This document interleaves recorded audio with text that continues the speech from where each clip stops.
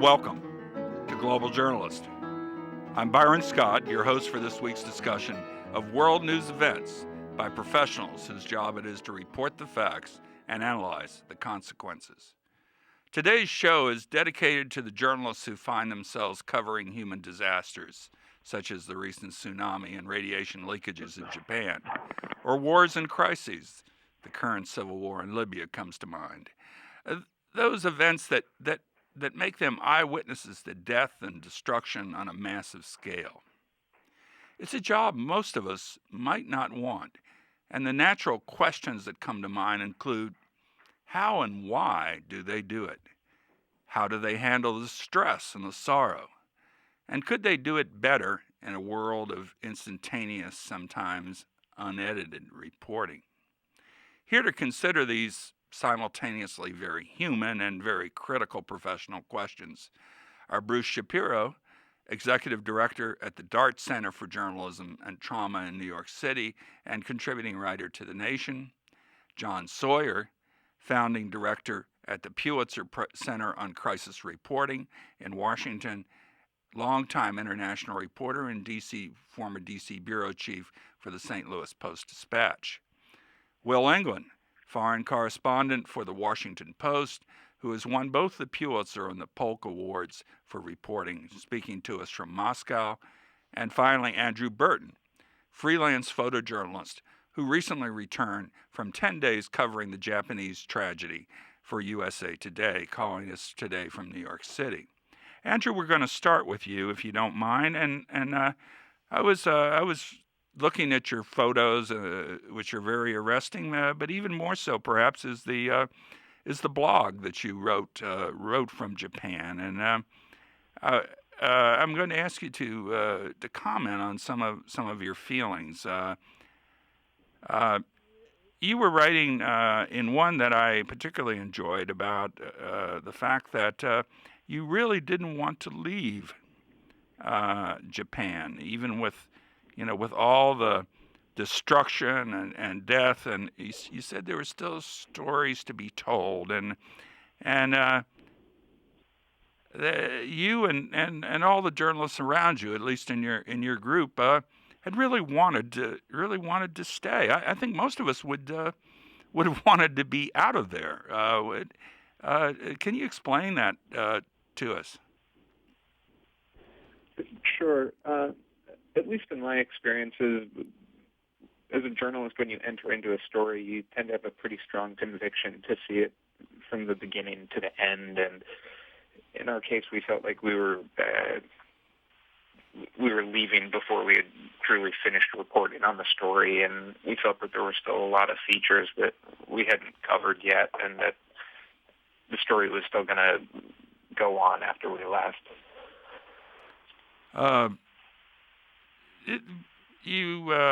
But journalists, as much as we perhaps would hate to admit it, are also human beings, and you refer to how psychologically and emotionally journalists also get involved with what they're seeing. Previous to this, you were also in Egypt. Were there any common emotions there, Andrew? There were very different situations. In the case of Egypt, I really felt like there was a sense of optimism. People were taking control of their own destiny and creating a new future for themselves. In Japan, despite the people's resilience to the extreme tragedy they had seen, their lives had been permanently affected by a very negative force, and they were just victims. Emotionally and psychologically, they were very different situations. But in both cases, I would say, personally at least, that you start to have an attachment to the story, and again, you want to see it from start to finish. And in that sense, they were very similar in that you want to see a story from beginning to end. Will England, you've done a lot of crisis and war reporting in Afghanistan, Iraq, Bosnia, elsewhere. Do you share those emotions of Andrew? Yes, I do. And I also was in Egypt in January and February, and it struck me that was a very positive story. As he was saying, you're talking about people who feel like for the first time they're taking control of their lives, and so it was really very inspiring in many ways. I was in Russia way back in 1991 when the Soviet Union collapsed, and it was very much the same feeling then as well. And that's certainly the kind of story that you love to cover. As you say, I've also been in some war zones, Afghanistan, Kosovo, and Chechnya.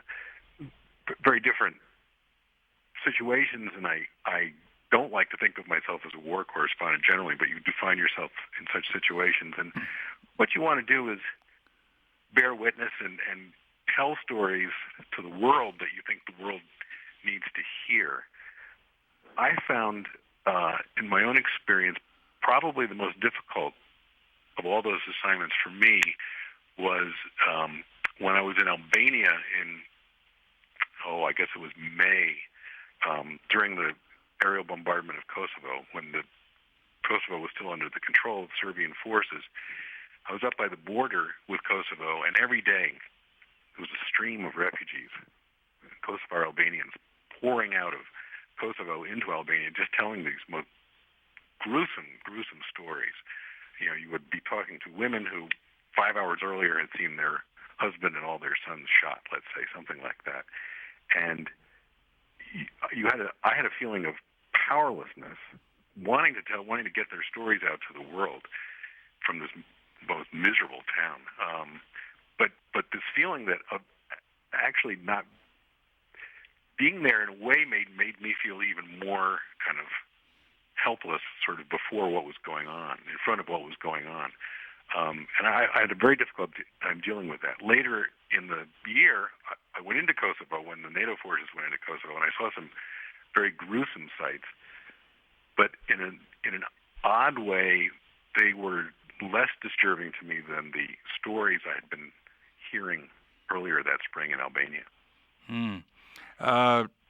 You spoke of the feeling of powerlessness. I want to ask Bruce Shapiro. The Dart Center for Journalism and Trauma was founded in part to deal with these kinds of feelings among journalists. Bruce, could you tell us a little bit about their work and what's some of the pressures you encounter or you advise about happen to be? Well, look, we've just gotten two vivid and clear examples of one of the fundamental facts of journalism, which is that journalists are people with a mission to witness, a mission to tell stories. And when you feel as if the story you're telling has purpose, is leading somewhere, even very gruesome or challenging material is bearable and actually somehow fits into the frame. The stories that haunt all of us as journalists, but in particular the sort of folks who are on this call, are those stories where you feel you were not up to it, or as if the journalism that you're doing almost doesn't matter because the situation is so futile. Hearing, about Albania compared with Kosovo, where even a gruesome set of assignments involving ultimately the ending of a civil war, the protection of human rights, is more bearable than situations that are filled with cruelty and despair. This is a basic dynamic of journalism. The stories that haunt us the most are the stories where we feel as if we couldn't do our job in some way, or as if it just doesn't matter. And this feeling of empathy combined with powerlessness, does that lead occasionally to PTSD, post-traumatic stress syndrome? Well, look, I'm a journalist, not a psychologist, so I Of course. don't want to diagnose. PTSD is one of many kinds of psychological injury that human beings are at risk of, particularly when confronted with horror or cruelty or vast destruction. Powerlessness is a big predictor of PTSD. I mean, if you look at the data, not only about journalists but first responders, soldiers, and ordinary folks, being in a terrible situation of violence, of threat, of attack, of destruction, is one risk factor. But then you layer on that, psychologists will tell you this, loss of control. If you're in a situation and feel as if you don't have power and don't have control, that increases the risk of psychological injury. John Sawyer, you've been quoted recently as saying that there is kind of a crisis in crisis reporting. Is this human factor part of what the Pulitzer Center tries to deal with, or is this one of the complicating variables, as we might say? Yeah, I think so. I guess I'd like to take up a point that Andrew made about the desire on the part of the journalist, and particularly in these disaster or trauma situations, whether it's war or natural disaster, of wanting to see the story through. Yes, please go ahead. And that's something that an area that the Pulitzer Center has tried very hard to play a role in filling that gap. And we look at instances like the Haiti earthquake, say, or the situation in North Africa, and we're trying not so much to cover the story of the moment, but look for ways to have sustained coverage and show this human face of whatever the situation is. And so in the case of North Africa, for example, our approach there was to commission work by Ellen Nickmeyer, who had been the Washington Post correspondent in Baghdad and Cairo and for the Associated Press as well. And we gave her a commission to do a series of stories that's ongoing from across North Africa, looking at the demographic dimensions of the protest. I mean, the so-called youth bulge and lack of jobs and how that's played into what's happening and what might happen in that region and beyond. And that's as I say, as a continuing series of stories that she's doing for foreign policy. And it's that kind of depth that we so often need in complicated situations. Right, and then with Haiti, we commissioned after the earthquake. We had done several projects as part of our Fragile States series of reporting around the world prior to the earthquake, and then after the earthquake, we did 5 separate projects over the course of the last year, looking at everything from environmental consequences to education to the impact of the earthquake on basic services, and particularly on the population dealing with HIV/AIDS. And then we tried to structure those projects in a way that they would play off each other and find multiple news media outlets, but also create content that would live on our website and through our educational outreach. Let me interrupt you there, John. Okay. And before we continue this discussion, I want to remind our listeners that you can view or listen to this program by downloading our podcasts at globaljournalist.org. And that includes the online discussions and features that continue after our half-hour show.